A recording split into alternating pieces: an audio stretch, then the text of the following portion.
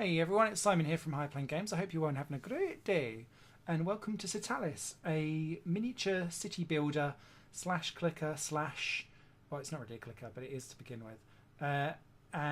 Like money management type game.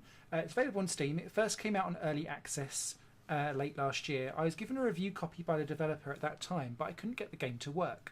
So I parked it, and now it does work for me, and we're on version 3.4 for review purposes. I thought I'd dive in and have a little look.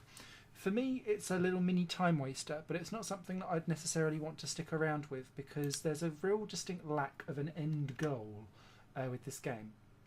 So, this is me just quickly having a go at something. I tried to review this earlier, but I realised the sound was off, so apologies for that. So we're starting kind of a little bit into the game. We have a loan to repay on normal mode. It's a $10 million dollar loan, and each day, and you can see there's like a little bar going across, it's going from green to red just above the bottom menu. Each day that repayment increases, so you need to be able to stick with it essentially to keep up with the payments. Now your city is split into the commercial zone that's here, the housing zone that's here, and the park zone that's here, and the park is all about keeping people happy and beautiful. The water is all about making sure that people are getting enough in their reservoir of water, and let's build some water just whilst we're here. It kind of fills up and you have to lock it at a certain percentage, and when you've done that it refills to that percentage every day. Overfill and it's a flood for you. Which is a shame. Now you can see we was missing some water, so that's going to improve my performance on my town. But it's also going to contribute to my costs, which is annoying. News of whatever's coming on comes down the left hand side, and that's all great. And we need to make sure that our businesses are happy, because the business is essentially where all the money comes in. The businesses is where the profit comes in. You need to keep your profit ahead of what you're paying, essentially, to ensure that things are good. And this is where I say that the clicker aspect comes in. Initially, when you build a business, and I've got 4 here, and let me just clear the crime. Go away, crime. There we go. When you build a business, you can kind of miniaturely design it around a couple of different things, and the more levels up that you do, the more choice and options that you've got. Although it's still quite limited, and everything feels quite samey because there's no personality or no distinct buildings to anything that you do. You name your business, so I'm going to call this one Custard Heaven. Just because I was thinking I really like custard. There's like a little mini countdown whilst they build this. This does not happen when you're building a home. So if I dive in here and built a home, it just automatically pops up, that one. That may put a strain on my water. But never mind. So there we go, up pops this little building here. When the building pops up, initially you have this profit gauge here which goes up, and you need to click it to clear it, in the same way that you will always need to click to clear the crime rates in all of the different buildings that you've got going on.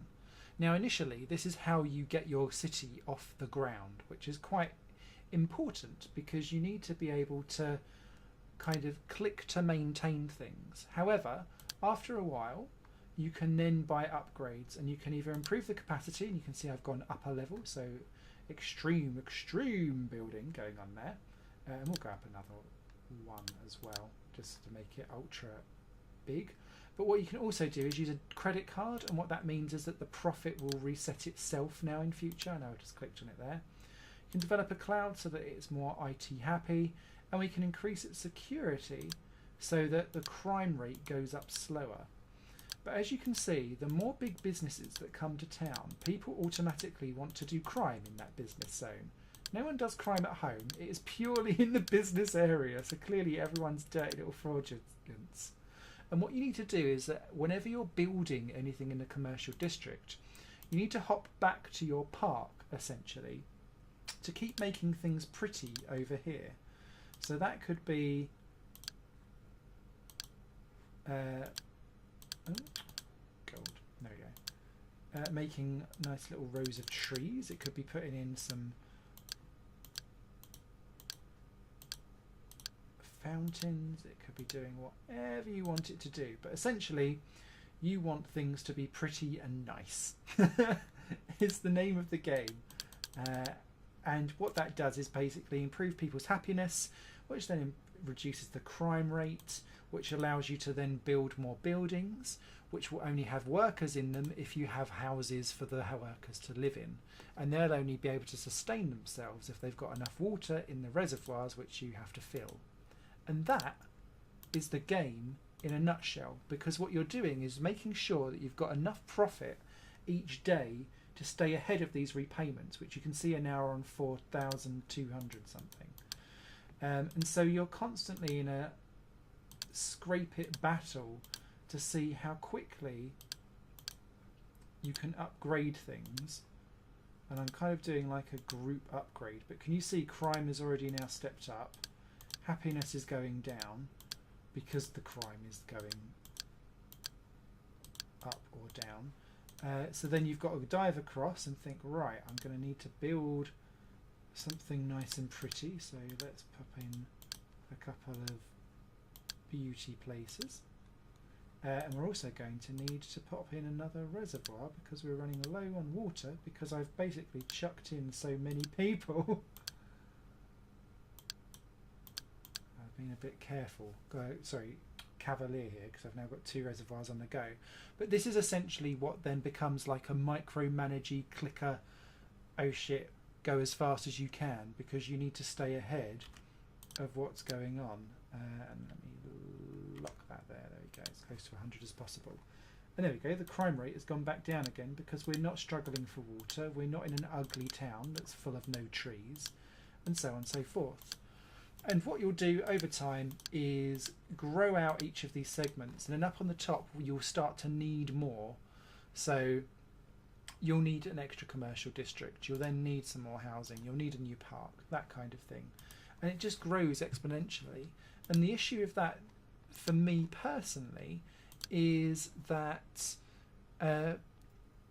it's a constant race against one specific thing, but there's no like marker points along the way. And so what I really feel that this game desperately needs is some kind of mission-based side to it, because this is very much one trick. And if you don't, I'm playing on normal mode. If you play on easy, you don't have a debt to pay, so you're just creating for the fun of it.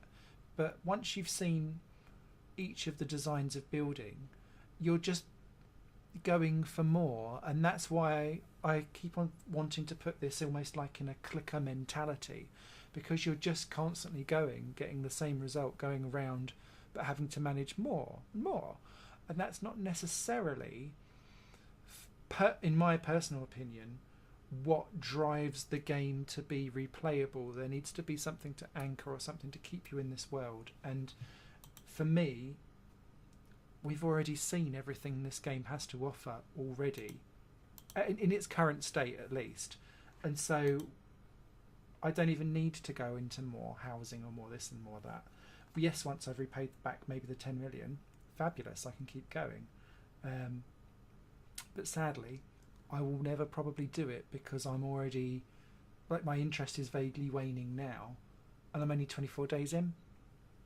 So yeah, interesting concept. Some weird executions, like this whole zoning thing's a bit weird. This works much better when you're on I've got like the desktop mode where you can kind of see bits of everything. In the smaller windowed mode, what you're actually doing is almost like flicking between. It's like it's designed more for tablet than it is for PC, in this kind of design. But then if you had loads and loads of different segments all going at once, it's a nightmare to click between. The UI is a bit clunky, especially when you're playing with the menu button, because then it gets stuck, and whenever I'm trying to save games and dive in and out, it gets stuck on a pause button. Similarly, the tutorial has broke for me every single time, so I recommend skipping the tutorial, because actually you kind of learn everything here now. And what one of the later developments have been are actually adding a tutorial video on the menu. I don't know if that's like a sidestep to try and ignore the fact that the tutorial doesn't work. Yeah, this is Citalis, available on Steam. It's very cheap, but then to me at the moment, until it has something more meaty involved with it, it's also very one trick. But thank you very much for watching. I hope that was informative.